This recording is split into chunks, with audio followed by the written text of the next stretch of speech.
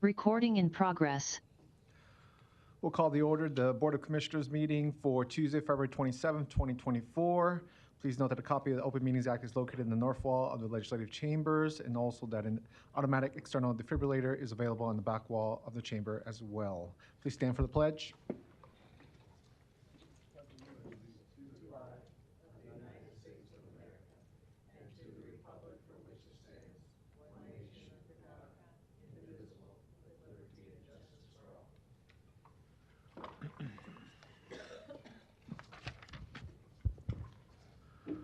We'll commence with our Douglas County Board of Equalization meeting. Roll call, please.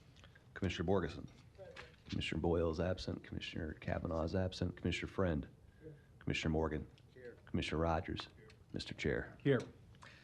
First item of business is item A, approval of the minutes of the Board of Equalization meeting held Tuesday, February 6, 2024, and also item B, call for a meeting and set Tuesday, March 5th, 2024, as date for hearing on certified assessment corrections reflecting the addition of omitted property to the tax rolls or increased value on property. Do I have a motion and a second? So moved. Motion by Morgan, second by Rogers. Vote.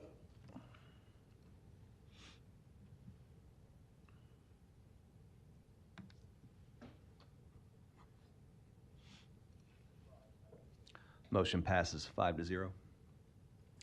Thank you. We'll move on to our resolutions. We have resolutions C through H today.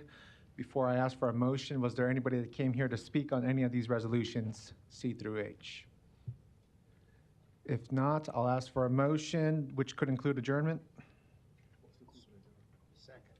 Motion by Rogers, second by Morgan. Please vote.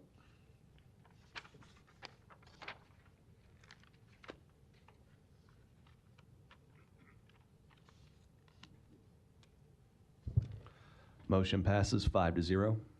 Thank you. We're now going to jump into our Douglas County Board of Corrections meeting. Roll call. Commissioner Borgeson. Commissioner Boyle is absent. Commissioner Kavanaugh is absent. Commissioner Friend. Commissioner Morgan. Commissioner Rogers. Mr. Chair. Here. First item is the approval of the minutes of the Board of Corrections meeting held Tuesday, January 23rd, 2024. Do I have a motion and a second? So moved. Motion by Morgan, second by Rogers. Please vote.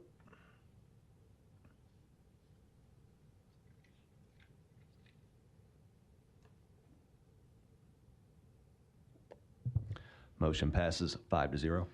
Thank you. Next item of business is report from the Director of Corrections with Director Myers.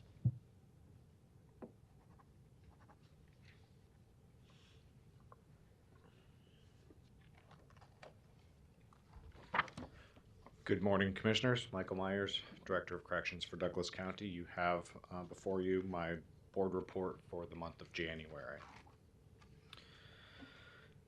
Enclosure number 1, Administrative Services. At the halfway point of the fiscal year, we are $191,781 under budget. $394,336 were spent on overtime in January. That was an increase of approximately $24,000 from the previous month. And more than $700,000 in bond payments were processed by our records division. Enclosure number 2, Community Corrections and Reentry Services. The Sanction Center and Transitional Discharge Center placed a total of 16 individuals in community corrections, saving a combined 66 bed days. Work release admitted 35 individuals and house arrest admitted 62. The Reentry Assistance Program, or RAP, admitted 27 individuals and 8 were referred to intensive outpatient treatment. Reentry Services and Therapeutic Communities in the jail, there were 55 individuals admitted to therapeutic community housing units. 7 individuals were referred to intensive outpatient treatment, and 3 individuals achieved a GED. Pretrial services, 292 individuals were placed on pretrial release. This is the 3rd consecutive month for a record high of admissions to pretrial release. There are 1,117 individuals who were supervised over the course of the month on pretrial release. 504 of those participated in the 24/7 sobriety program, and 158 were supervised via GPS monitors, saving 3,818 bed days. Theoretically, that saved Douglas County $458,160 in detention costs, and that should read January, not December. Law library tablet usage, the system continues to demonstrate increased access with cost efficiencies for the county. Deputy Director Amber Redmond and Rehabilitative Services Administrator Justine Wall represented the Department of Corrections at our Commission on Accreditation hearings at the American Correctional Association Conference. The jail and community corrections were awarded accreditation for the following 3 years. I wish to commend Acting Captain of Compliance Chris Sweeney and all of our staff for a job well done. Enclosure number 4, personnel. 5 officers below the rank of sergeant left employment in January, and 1 sergeant also retired. As of January 31st, we were 104% staffed among correctional officer ranks. And I want to point out that that includes those who were in the academy. That put us over the 100% mark. Our first academy of 2024 began on January 8th with 32 officers, and 30 officers did graduate on February 16th. Congratulations to Sergeant Matt Lewis, who retired after 25 years of service. Congratulations to Patricia Johnson and David Moss, who are celebrating 20 years of service to DCDC.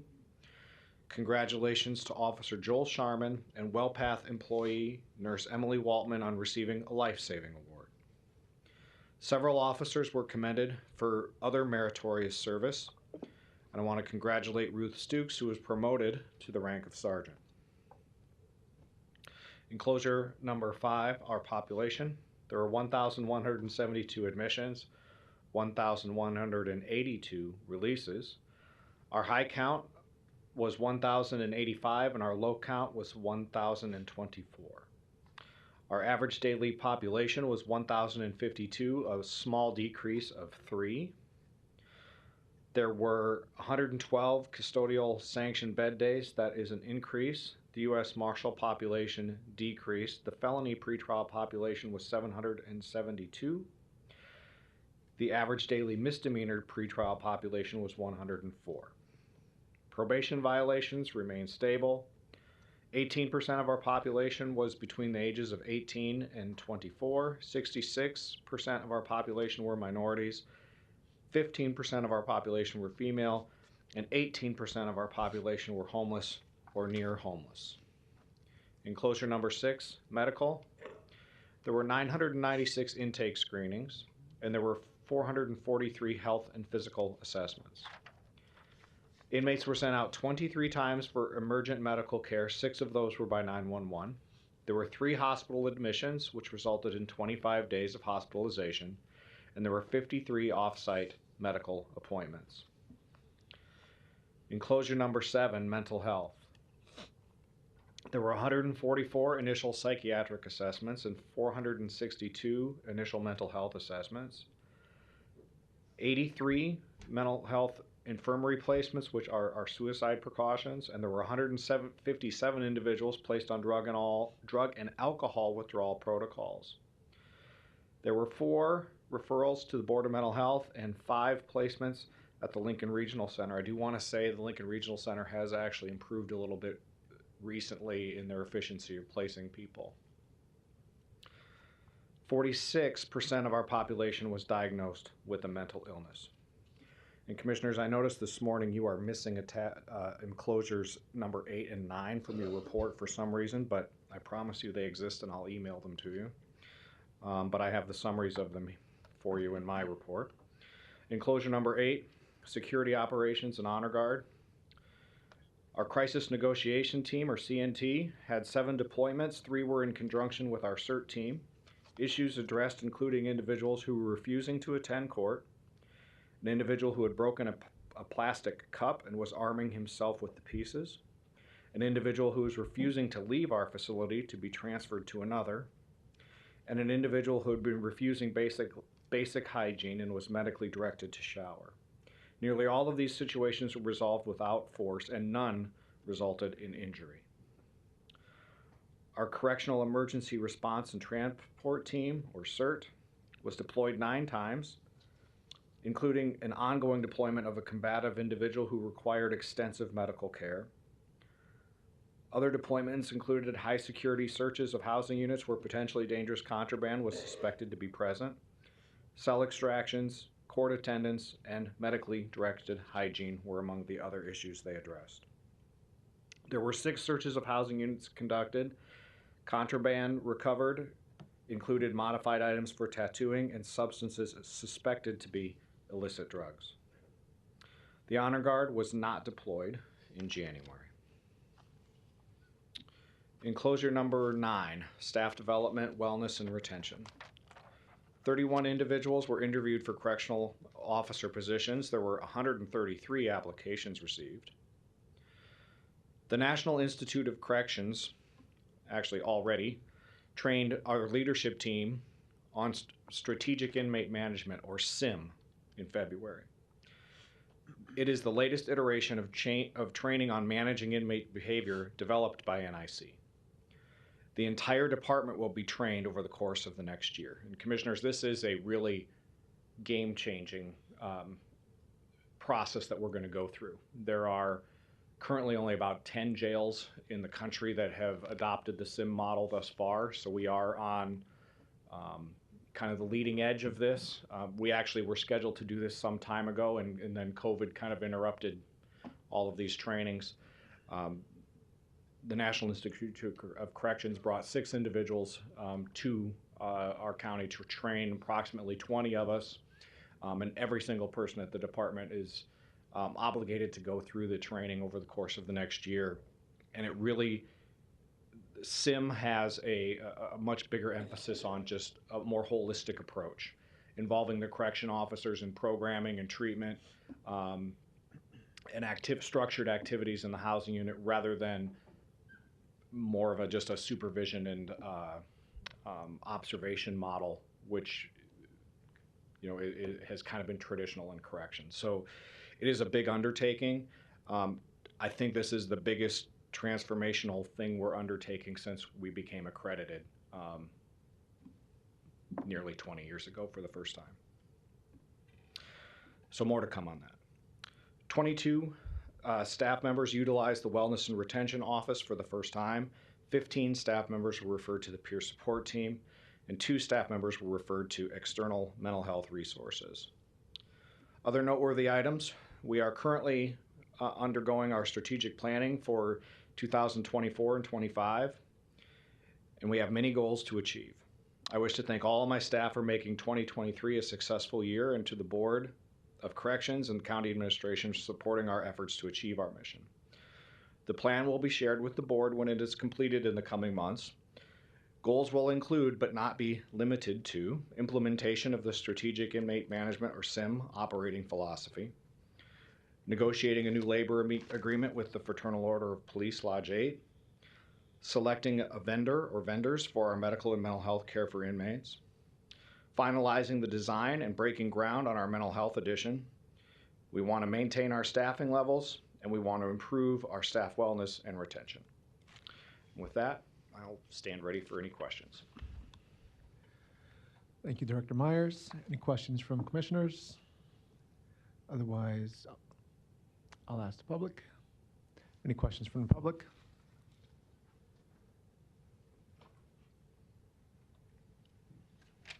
Good morning.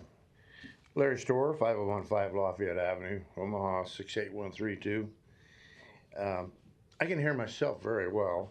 I can hear mine because I'm sitting there, but I can hear his voice from those speakers, but not from that speaker. And with my tax dollars, I would think by now you could have fixed the system. But anyway, I would like to know, Mike, if there's any statistics on the number of people that have committed murders, been arrested and got released, or violent crimes and got released and committed crimes again and have yet to be adjudicated. We didn't hear, I don't think that figure was in there. And maybe going back to, maybe 50 years, because we have plaques out here for people that were hung outside of the jail, but not for people that were committed by criminals that were released. One of those people was Carly Rain Wood. some of the people involved in that have not been arrested. Some have been had hearings, but some haven't even had their trial yet. And a taxpayer, I think, across this county and city would like to see our justice system work more efficiently for you folks. I don't know how we can expect the corrections department to handle everything when there's so much confusion over what's who, what is going to be released or not released or tried or not relied. And the judges keep putting the dates off. We want these crimes solved and we want these people locked up, not released to do it again. Thank you. Thank you.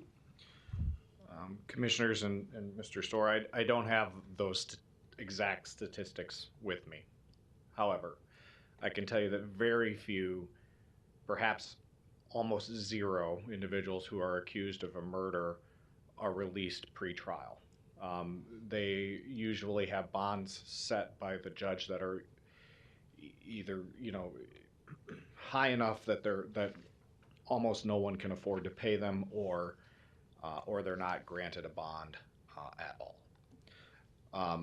And in terms of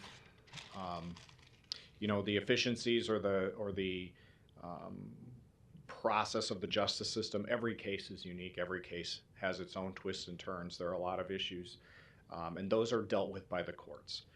We are a servant to the courts as the Department of Corrections. We do what the courts ask us to, and whether that's hold someone, whether that's provide pretrial supervision in the community, or facilitate their treatment within our walls. All those decisions are driven by what happens in a courtroom, and we respond to those. Thank you. Any other questions or comments? Otherwise, that concludes our agenda for Board of Corrections. I'll take a motion for adjournment. Second.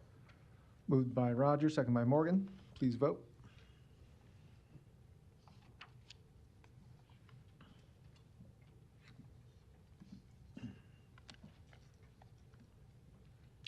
Motion passes 5-0. Thank you. We'll now commence the Board of Commissioners meeting. Roll call. Commissioner Borgeson? Commissioner Boyle is absent. Commissioner Kavanaugh is absent. Commissioner Friend? Commissioner Morgan? Commissioner Rogers?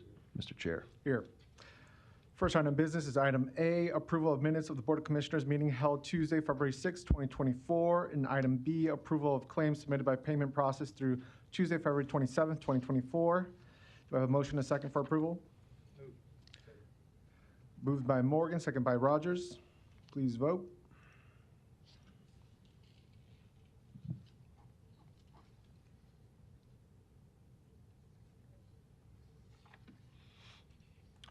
Motion passes 5-0. We'll move on to our consent agenda, items A through N. Is there any comments? Oh, was it approved by Rogers? I may have a question. Yeah, I'll second it. Second by Morgan. And Commissioner Morgan, you have a question? I was going to ask, maybe Mr. Myers may know the answer to this. The extension of the well path, I believe it's for 6 months, and I just wanted to, if you have it, know the percentage of increase for that 6 month versus, the last 6 months or year, or what our previous contract was. And this is item L for anybody following along. So, I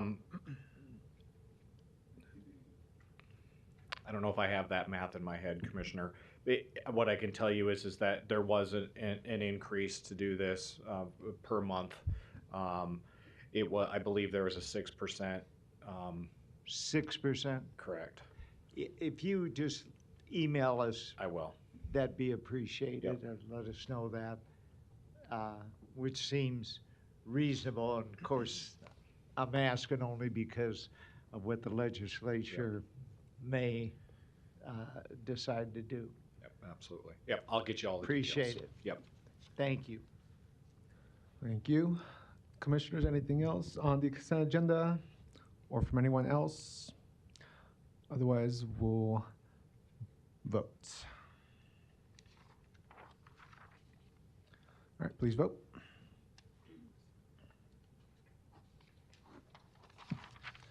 Motion passes 5-0.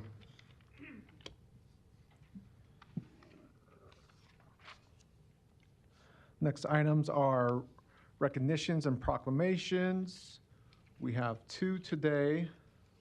One of them is item 3A, Irish American Heritage Month. Our two commissioners of Irish Heritage are not here today, so I will do the honor for them of reading the proclamation. It reads, whereas Irish American Heritage Month has been celebrated in the United States of America by presidential proclamation since 1991. And whereas Irish American Heritage Month culminates with St. Patrick's Day on March 17th, celebrating St. Patrick, the patron saint of Ireland, and the many significant contributions made by the Irish to our community, our state, our nation, and the world. And whereas on March 7th and 8th, 2024, the first annual Irish Film Festival will be held at the Benton Theater in Omaha, hosted by the Omaha Irish Cultural Center and the Government of Ireland, featuring first-run Irish and Irish American films. And whereas on March 9th, 2024, the Ancient Order of Hibernians, Father Flanagan Division, will host the Omaha St. Patrick's Day Parade, the oldest and largest ethnic parade in Omaha. And whereas on March 16th, 2024, the Omaha Irish Cultural Center and the Government of Ireland will host the annual St. Patrick's Day Awards Brunch at Field Club of Omaha, honoring local Irish American leaders in public service, education, and business in a celebration of our shared Irish heritage. Now, therefore, be it resolved by the Board of County Commissioners, Douglas County, Nebraska, that this board does hereby proclaim March 2024 as Irish American Heritage Month in Douglas County, dated this day, the 27th of February, 2024. Do I have a motion and a second? Second. Motion by Rogers, second by Morgan. Please vote.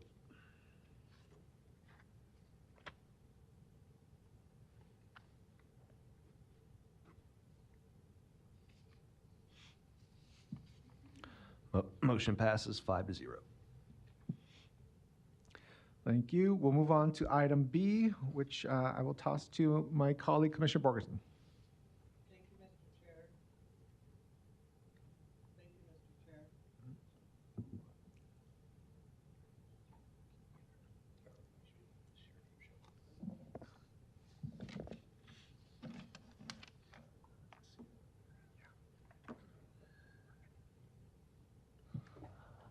Well, my help is away from the, and her name's not, Commissioner Borges' name's not showing up. All right. Well, Milford just came back in, so I'm gonna assist us.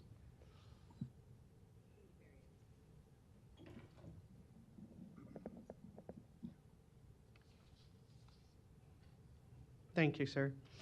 Whereas Women's History Month is a celebration of women's contributions to history, culture, and society, and has been observed annually in the month of March in the United States since 1987.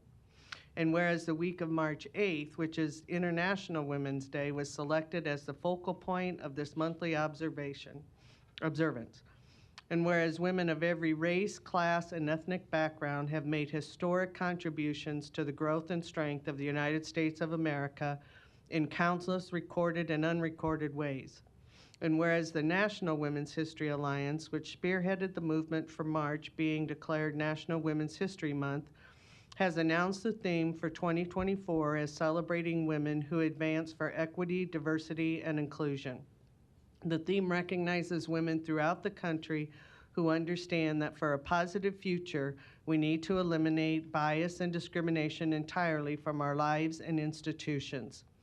And whereas women from every background have long realized that an uneven playing field will never bring equality or justice, many feel the critical need to speak up and work harder for fairness in our institutions and social interactions. And whereas during 2024, we recognize the example of women who are committed to embracing everyone and excluding no one in our common quest for freedom and opportunity. And whereas women have been leaders not only in securing their rights of suffrage and equal opportunity, but also in the abolishment movement and emancipation movement, the industrial labor movement, the civil rights movement, and others, especially the peace movement, which create a more fair and just society for all. And whereas despite these contributions, the role of American women in history have been consistently overlooked and undervalued in literature, teaching, and study of American history. And whereas women have played a unique role throughout the history of the nation by providing the majority of the volunteer labor force and establishing early charitable, philanthropic, and cultural institutions in our nation. And whereas women have also served our country courageously in the military and as elected officials. Now therefore be it resolved by this Board of County Commissioners, Douglas County, Nebraska, that this board hereby recognizes March as Women's History Month and continues to honor the many incredible achievements of women in Douglas County, Nebraska, and throughout the nation. Dated this 27th day of February 2024, and I move to approve. Motion by Borgerson, second by Rogers. We have a comment. Larry Store, 5015 Lafayette Avenue, Omaha, 68132. I also appreciate women's history, but I object to diversity, equity, and inclusion. That is a term nationwide that is used under the umbrella of cultural Marxism, written about by Mark Levin. Please get his book and read about it. This is not only Douglas County, this is all over that is a term that is being forced down our throat, our mind every day, day in and day out. We are not a Marxist country. Okay, Larry, keep it to We the are topic. not going to have special resolution, classes please. of special people. The And topic that's is the what women's diversity, resolution. equity, and inclusion does. All right, we're not And talking you about ask us the item now. taxpayers to pay for a person that Thank puts you, that Larry. into your Appreciate it. resolutions. Thanks. You don't even give All us right. a copy of You're the done, Larry. resolution Thank you. anymore. Appreciate it. Thank you. Thank you so much. All right, any other comments on the women's resolution? If not, we'll move to a vote.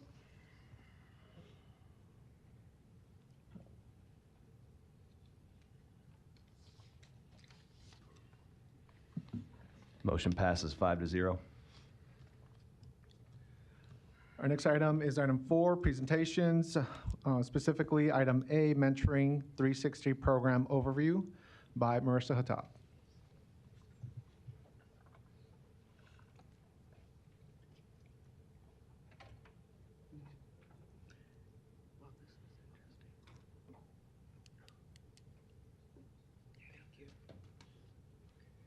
Hello.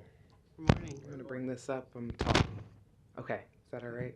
I'm excited to be before you all this morning to share with you about one of our diversity, equity, inclusion initiatives called Mentoring 360 that we launched last year. So I'll just dive in. So as a quick reminder, I've been in my role for a little over 2 years already, and working collectively with our leaders, our directors, and our elected officials. Several years ago, we developed these 4 different commitments. And so the commitments that we as leaders have made to the Douglas County employees and workforce is to intentionally build a strong, diverse, and competitive workforce, to innovatively create pathways to success by removing barriers and creating equitable opportunities for our employees, to invest strategically within our workforce, workplace, and community, and to advance a culture of inclusivity and belonging. And so as I dive into the results of our inaugural Mentoring 360 program, I thought it was important to start through this lens of understanding what we committed to and how it relates to diversity, equity, inclusion, and creating an environment where our employees can thrive. So really quickly, I want to start a program overview video that we created, and we'll dive in from there. Mentoring 360 has had a significant impact on me and my mentees. I can tell you that In my 7 years of working with the county, I have never been able to get with a group of people that I've never met from other departments, other colleagues, if you will, just to talk and just to learn about each other and to talk about issues that we face as employees, but also, how our work impacts the community. Mentoring 360 is called 360 because they're able to be poured in from seasoned leaders, and then they're able to pour into one another as peers.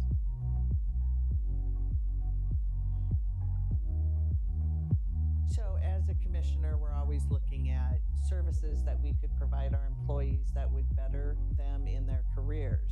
And so mentoring has been a huge one. And there's things, you can bring in people, you can have them sit in a classroom to outside speakers, but what we found was mentors amongst your peers is amazing. They actually get to know their fellow employees.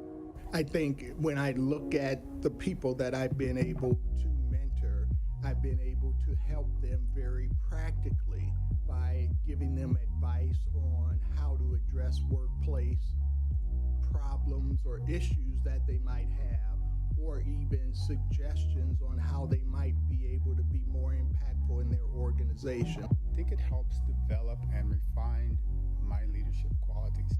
I've learned a lot throughout the process that helps me in my daily process of collaboration and coordination with my coworkers, but also people who are not on the same level that I am. So experiencing and expressing leadership.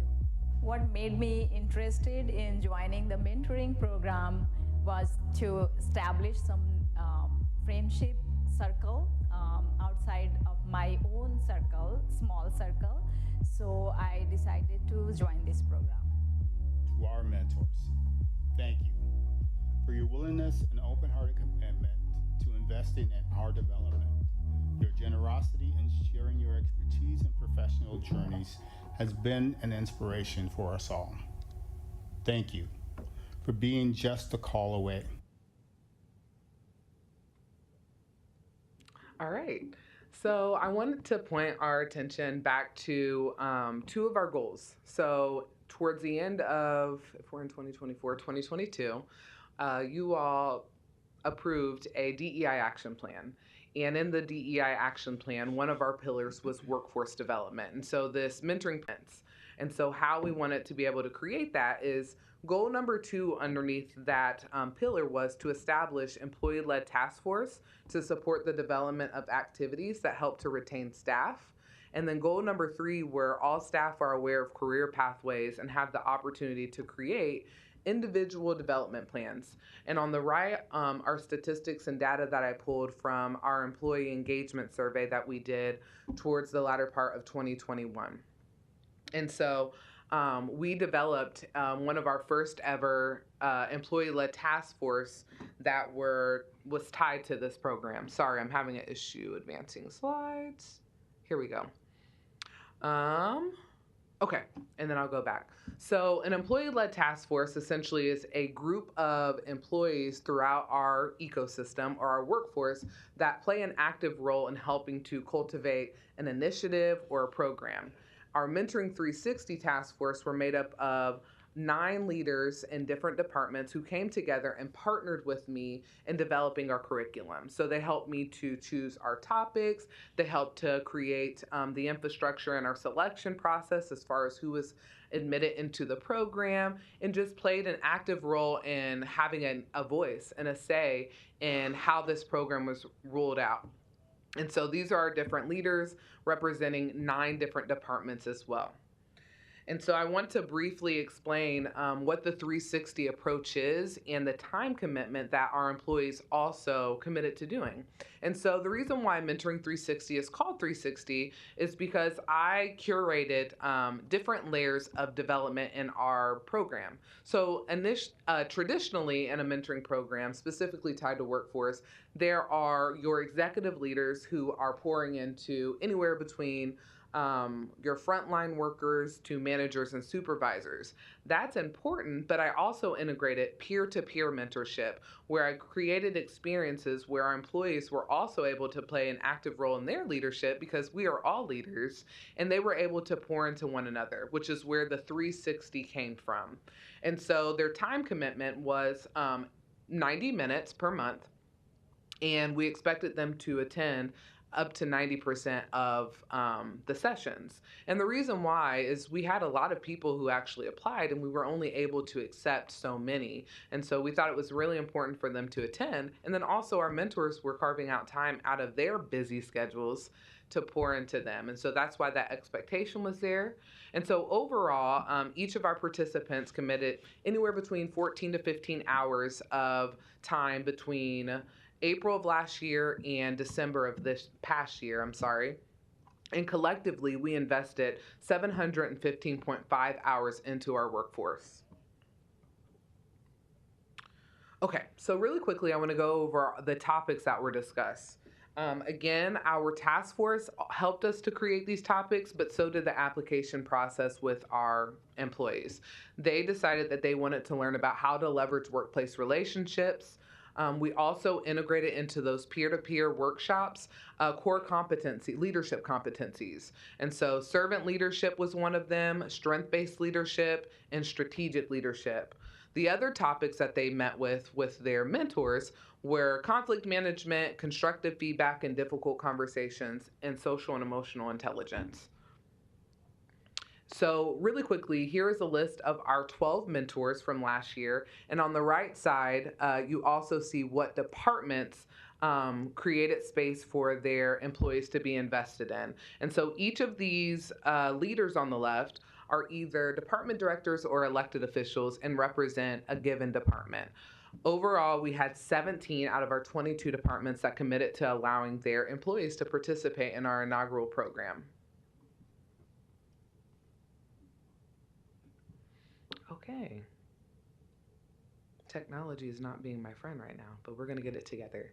So we had 66 mentees, we had 12 mentors, and 17 departments that participated.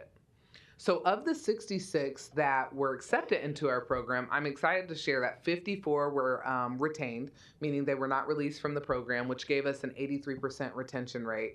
Some folks weren't able to graduate because of the attendance requirements that we had. So I was very pleased with the amount of employees that we were able to retain. And this picture is actually from our Mentoring 360 graduation that was held December 14th. So I would like to also go over the program budget. So including the Gallup Strength Finders, that was one of the core competencies, leadership competencies that I discussed was strength-based leadership. And so with that, we allowed for all of our participants to take the Gallup Strength Finders assessment, and we brought in a Gallup Strength Finders coach who was able to help them navigate learning what their strengths were, what their domains, and how that impacts your leadership and interaction on teams. So we invested in the Strength Finders assessment, group seminar expenses, and speakers. So folks we brought in the space that we held them. We partnered with UNO's Community Engagement Center, and that's where we had our group seminars. And then our graduation expenses totaled our budget to only $6,000 to be able to do this program. And so when we break it down to the amount of participants that went through our program, we invested just $90.10 per person. And so I was really intentional in ensuring that we kept our cost low and efficient so that we could look at the sustainability of the program and be able to continue this investment into our workforce. So I'd like to dive into some of the data that was collected that can demonstrate and communicate the impact of the program. So really quickly, I did want to highlight some of our mentee demographical information. So we had 89 people who applied for our inaugural program. Of the 89, 66 were accepted. Again, we had 12 mentors, and we also assessed how many years our employees were with the county. Sometimes there's a stigma associated with mentorship where we think that only younger or folks who are earlier in their careers want to be invested in and sometimes need to be invested in, and that's just a stigma. That's not true. And so when we look at the range of who showed up to apply for our program, it ranged anywhere between 6 months to 25 years with the county. And when you tally all that up, the median number was the average employee has been with the county 7.3 years. And then again, 17 departments were represented. We lost the video feed. Oh, okay. 1 second. See, technology's the friend of me today. I know, right?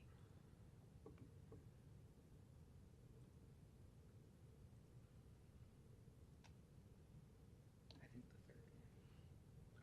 Yeah, okay. And you were here? Right there. Mm-hmm. Thank you.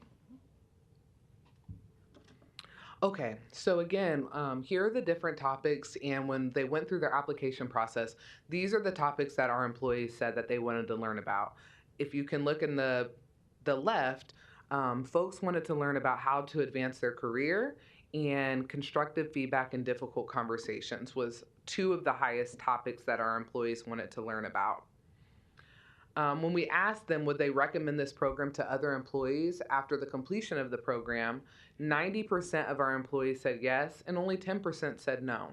I think that's pretty good. And we got no maybes. So there was either black and white and primarily positive. So I'm excited about that. Excuse me. Which sessions did you find most helpful? So when we look at that list, the areas that they found the most helpful in their development was strength-based leadership and how to handle, give constructive feedback and handle difficult conversations, with servant leadership being third. And I do quickly want to highlight, I'm really grateful that we actually had 3 of our commissioners come to the public servant leadership seminar, which our employees were extremely grateful for. Many of them said they had never met you. They also said that they heard themselves in some of your stories as you shared about the trajectory of your path into becoming a commissioner. And during the post survey, they definitely shared that they wanted that to remain. And I agree. So thank you for coming and investing in our workforce.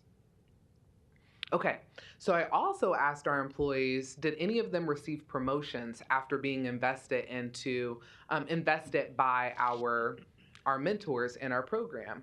And so of the folks who completed the survey, 20% of them said that they received a promotion after attending our program. So I think that's excellent, and I wanted to highlight one of the comments that were made.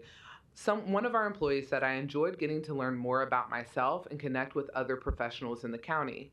Mentor 360 gave me the opportunity to further explore my strengths and really focus in on the traits that I would like to enhance in my professional and personal life. This helped me gain the confidence to apply for a new role within the county and landing it. So I'm really excited about that. And also, Ruth Stokes, did I say that right, Mike? Or Stokes?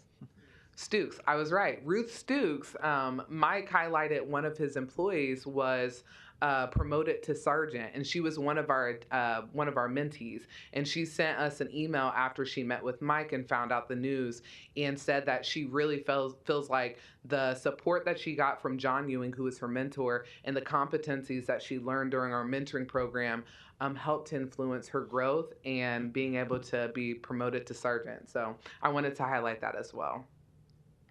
So I invited some folks to share testimonials today. Unfortunately, they weren't able to come in person, but we were able to capture a video testimonial from one of our participants.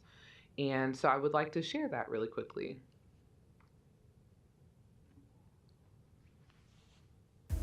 Hi, my name is Teresa Reed. I work for the Douglas County Assessor Register of Deeds. I participated in the Mentoring 360 program 2023. I was a mentee.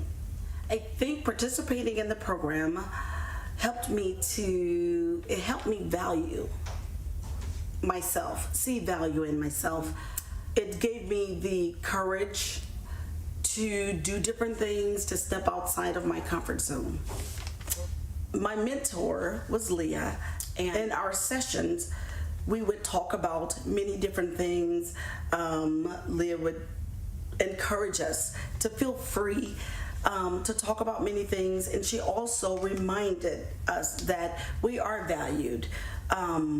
You can change the situation and the narrative in the position that you're already in.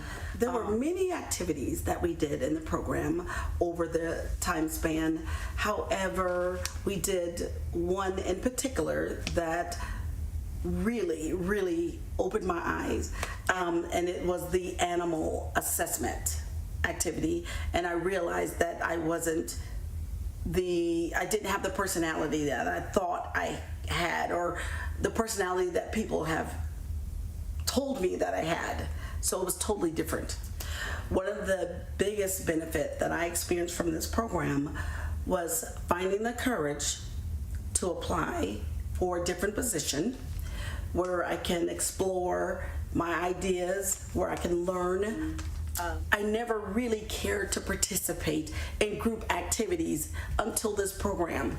I felt very comfortable, and of course Marissa would never let us be comfortable at your table. She made everybody split up and make you uncomfortable, but I'm really glad she did. I'm glad you did, because it made me feel like you want to get to know other people. These people are just regular people, just like you are.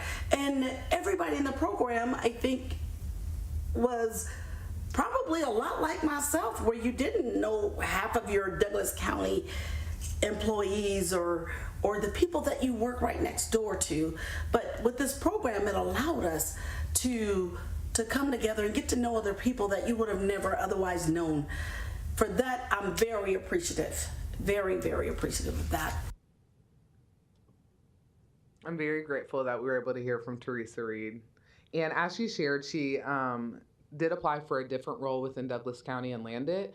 And I still see that as a win. I don't know if the department director sees that as a win, but we were able to retain a really amazing employee, and she was able to learn about other career opportunities within our workforce that she would have never known about. A lot of our employees said they had no idea that there were so many departments because they were just focused on theirs. And so it helped them to expand their perspective and also increase their social capital, which is one of the foundations of our program.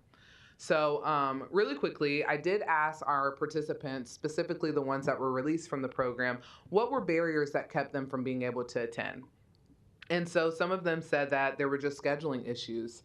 Other people said lack of support from managers and supervisors, not carving out time for them to be able to go, and then family responsibilities. And so we did take that feedback and included the managers and supervisors more intentionally into the program rollout this year. We just had our second year orientation last week, and we took their feedback and also changed some of the titles, and some of the topics, like the public servant leadership was one of the things they really wanted. And honestly, if I were to give us recommendations as far as steps moving forward, I would say we need to keep this program.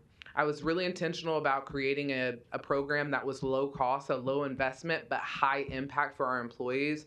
Our employees have communicated and demonstrated that this is something they want, not just in that survey, but in their overall participation in the program and their excitement around it. And we've been able to really capture real results that showcase and highlight their strengths and highlight how beneficial pouring and investing in our employees and our workforce can be, especially when it comes to retention, when it comes to proactively putting things in place that can ensure that we keep a competitive workforce for our future. When we look at our data, we can see that anywhere between 5 to 10 years from now, some of our departments are going to have a lot of folks retiring. And so it is vital and crucial that we can retain really powerful employees with that institutional knowledge and create space and investment in our managers and supervisors where they know how to steward new folks coming in so that they want to stay.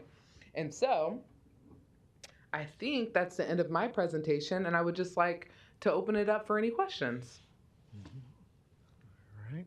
Commissioner Borgerson? Thank you, Mr. Chair, and thank you, Marissa. The positivity of this program reflects, I think, on the productivity of our employees. And so just from what has been said during the first year of this and the mentees' comments, I'm really excited about what the outcomes are. So thank you for your leadership, and thank all the mentors and the mentees for putting themselves out there to try something new and again end up with positive results. So thank you very much. Thank you. I appreciate it. Likewise, I would echo those comments and just say that, it seems like you built something from scratch that, in my opinion, was very successful and very intentional in different ways. And your different data points are very much appreciated for somebody who likes to see data points. So I appreciate all the surveys and the reflections and all that. So it's just, you obviously put a lot of comprehensive thoughts and strategy behind that. So I really appreciate your effort. Thank you. Mm-hmm. Any other comments? Otherwise, we'll move on. Our next item of business is, oh, go ahead, Luis.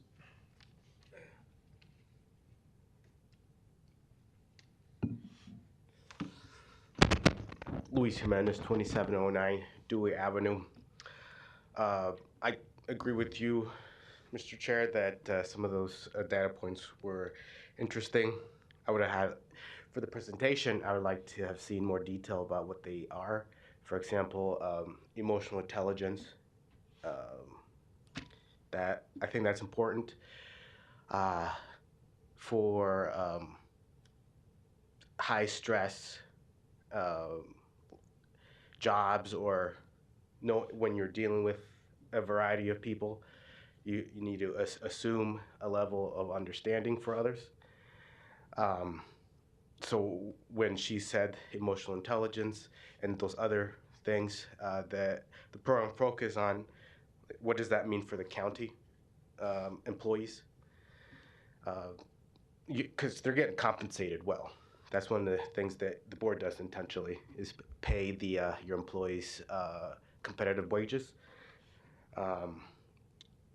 And also, that's one thing, but also there might be, there's going to be a time where this program has run its course. I think that having this available to the community at large would be good for the community, because you don't do your services aren't for the employees. Your services are for the people that you represent, the taxpayers, those that live in Douglas County. So one thing that politics is dealing with is, how do we make the people in power, the people with money, to understand their fellow man and to treat them well. So I think this is an opportunity. So when the program is all set and available publicly, that like employers can come in and look at the program, maybe use it, or even adapt it so that employees outside of the Douglas County system can come in and participate. So that's just some of my thoughts. Thanks. Thank you.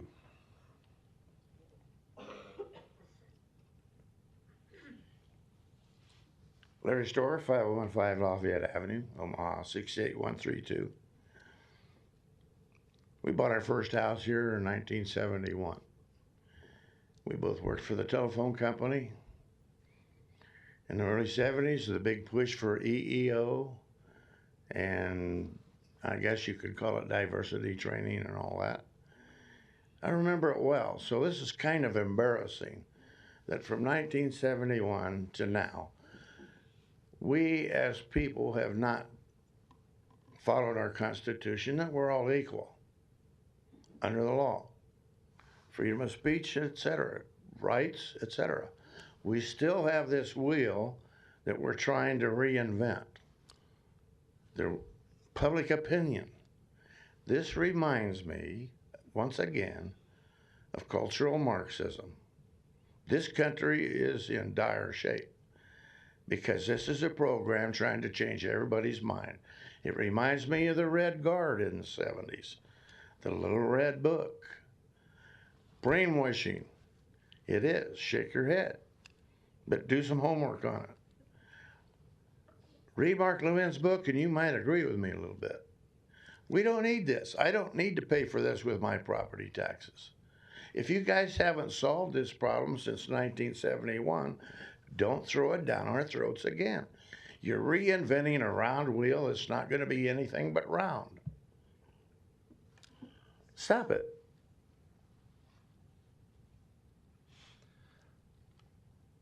Yes, go ahead. Good morning, Commissioners. Kent Holm, Environmental Services Director. I was one of the mentors for the program last year. It's a fantastic program. There were just lots of light bulbs going off. There were lots of folks who are really feeling empowered about the leaders of the county, spending time with them and hearing what they had to say.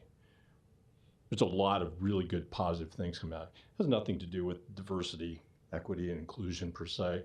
Has everything to do about treating people well, providing some additional incentives for our employees,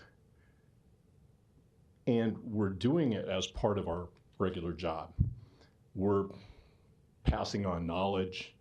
We are passing on, it's knowledge and that experience.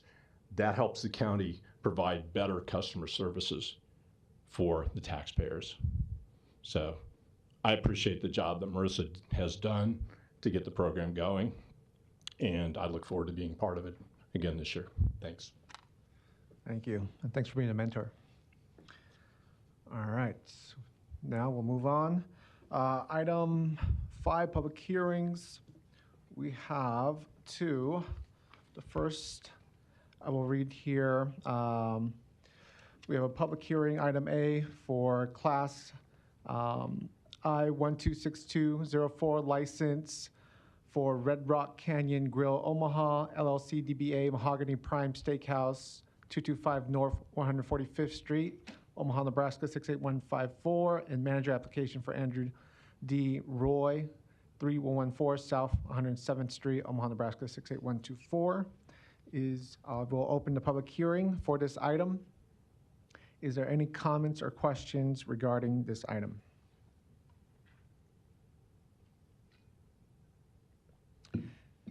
If not, I will close the public hearing, and I hear a motion by Commissioner Borgeson and second by Morgan. Please vote.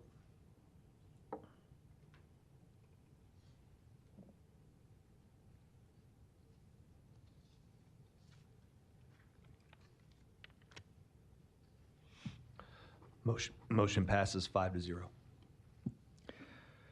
Next item under public hearings is item B, Class I-126193 license for Charleston's Omaha Incorporated DBA Charleston's at 105 North 145th Street, Omaha, Nebraska 68154, and manager application for Thomas A.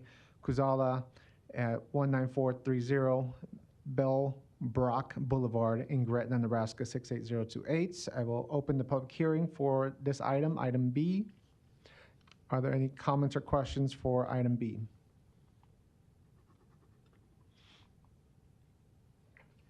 If not, I will close the public hearing, and I have a motion for approval by Borgeson, second by Rogers.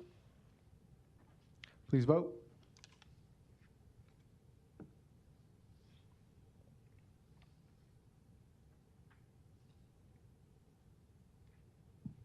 Motion passes 5-0. Next, we'll move into our committee discussion/action. Item 6A is Finance Committee with the budget report as presented, as well as the monthly fee report from the clerk's office as presented. We'll also move on, see if there's any other committee action. We have under G, Human Resources, the weekly personnel report from Civil Service as presented as well. With that being said, we do have a need for executive sessions for contract negotiations and legal advice are the 2 items for executive session. Motion to go into exec session by Borgeson, second by Rogers. Please vote.